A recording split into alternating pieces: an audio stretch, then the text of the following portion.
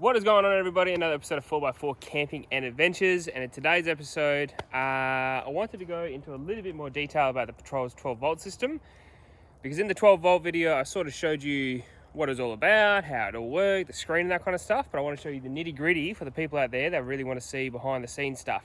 So let's get into it. Let's go.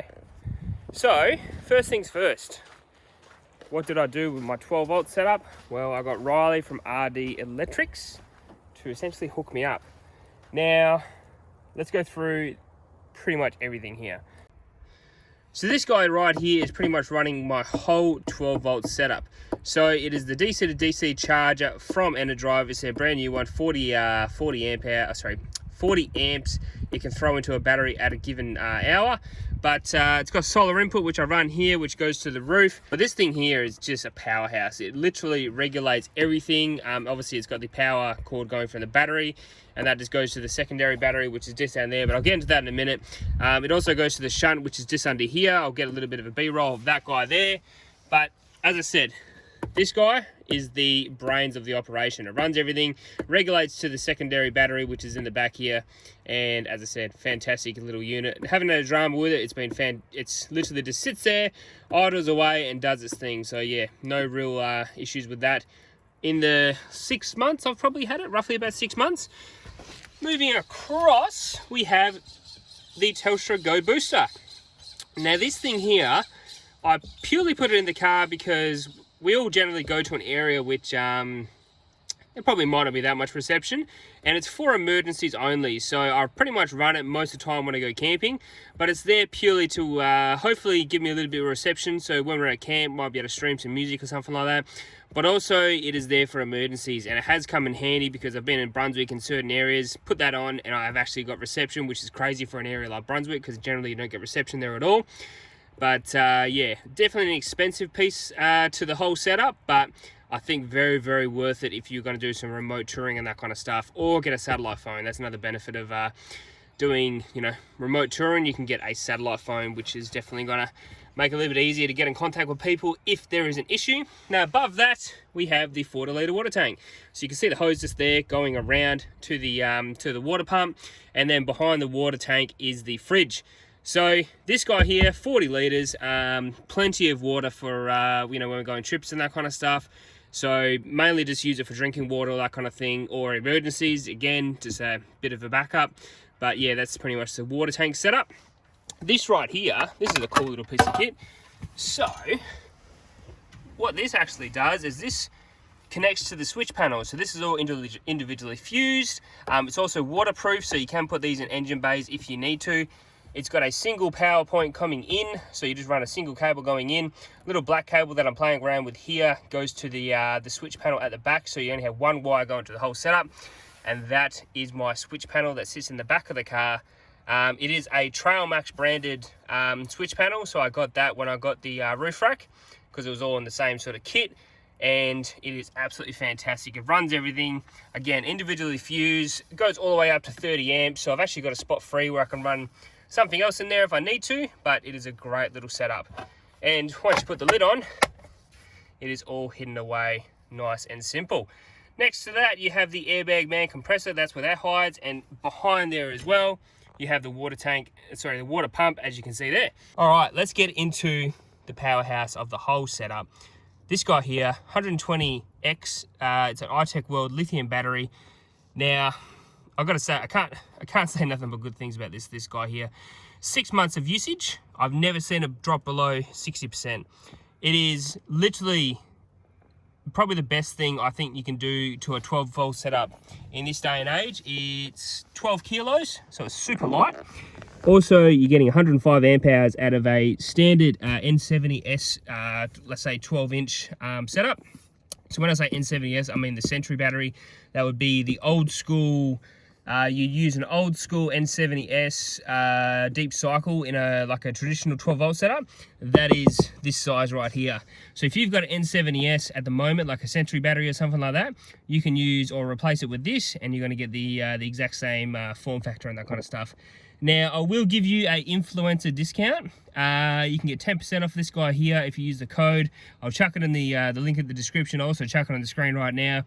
but you can get 10% off this guy as well. But yeah, I can't recommend it highly enough. It has been absolutely fantastic. And the best part is the EnerDrive DC to DC charger drops 40 amps into this every hour. So it can handle the 40 amps coming in, but it is, you charge it up in literally 2.5 hours. It is fantastic. So if you're on the road, you're in between stops, or even if you just leave a half an hour, you drop another 20 amps in there. So it is a bloody awesome little battery. Only 12 kilos, super light, but that is pretty much running the whole setup. And I've never ever had to worry about power. Even if you've got everything turned on, like the Go repeater, you've got the fridge on, all that kind of stuff, it's only drawing about 4 to 5 amps at any given moment. But yeah, I've never had to ever really worry about power. Is probably the big thing. Worrying about power in the back of your car, I couldn't think of anything worse. If you're sitting there and you're going, oh, how much power do I need tonight?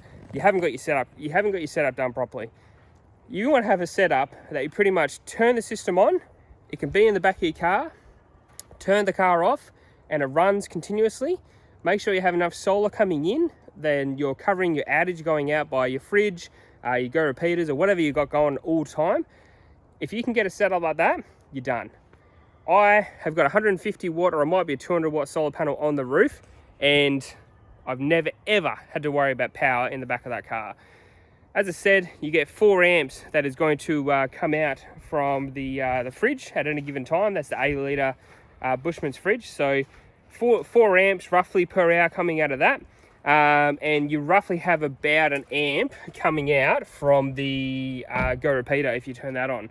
So with those both turned on, the solar panel on the roof is putting in about 5 amps as well. So either way you look at it, at any given time, my input and my output are pretty much negating each other. Now that's why I never ever have to worry about power in this thing. It is always powered up. It has always got power.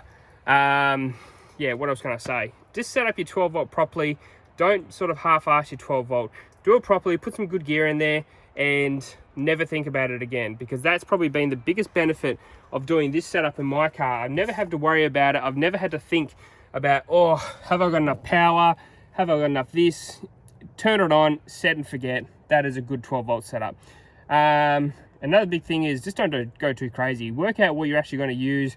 I thought I was going to use the inverter a little bit more. I'm not really using it too much, but you know, it's one of those things you learn from other people's mistakes. I wouldn't say it's a major issue with the setup, but I just don't utilize it enough. I probably need to find something that I'm going to utilize it a bit more with. But when I'm camping, I've done enough trips in this car now, probably about 7 or 8 trips in this car now.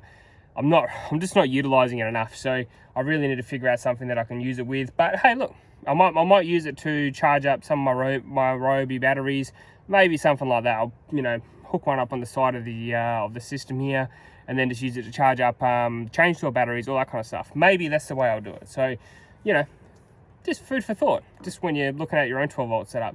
But that's pretty much it. So you can see it's raining right now.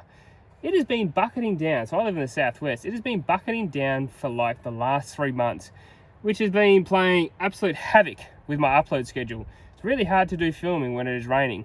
So I'm trying to sort of regulate the upload schedule a little bit better with content and that kind of thing for you guys. I have been a little bit lapsed because, yeah, it's just been hard to do content. I've got all these ideas about doing stuff on the beach and that kind of thing, but you can't do stuff on the beach when it's absolutely bucketing down with rain. So I've got a few ideas about what I want to sort of do for over the rest of the year. But yeah, at the moment, it's been a little bit painful to make some content when it's raining. And it's raining right now, so like once again, I am filming in the rain. But anyway, it is what it is. We'll get there. But hopefully I've answered most of the questions about the 12 volt setup. Inverter, DC to DC charge, 105 amp hour lithium battery in the back. And the whole thing is ran off that switchboard, which I think is probably the best thing you can do. No relays, nothing like that. All just fuses, all built into that one unit. Makes it super easy to do diagnose stuff and that kind of thing, because it all just goes into there. So if you've got any dramas, it's all in that one space. And yeah, obviously, you know, compressor, all that kind of stuff in the back.